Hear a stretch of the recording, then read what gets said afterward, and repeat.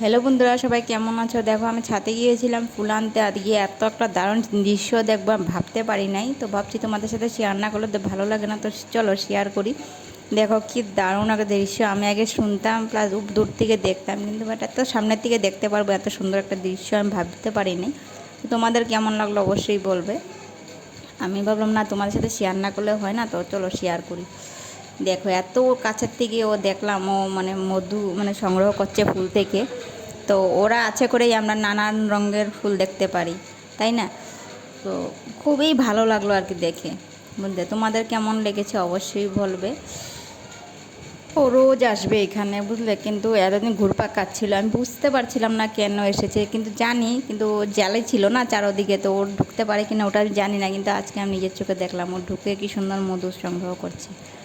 খুবই ভালো লাগলো, তাই বলে সবাইকে মানে কি বলবো, মানে ন্যাচারাল বিউটি দারুণ, মানে কী বলবো। দেখো তারপরে এসে গেলাম নিচে, মানে ভাবছি তোমাদের সাথে শেয়ার না করলে ভালো লাগে না, শেয়ার তো করা দরকারই। তো ভিডিওটা কেমন লাগলো অবশ্যই বলবে, ভালো লাগলে লাইক কমেন্ট শেয়ার আর ভালোবাসা দিয়ে পাশে থাকবে। যারা আছে ওদেরকে অনেক অনেক ধন্যবাদ। সবাই ভালো সুস্থ থেকো, বাই।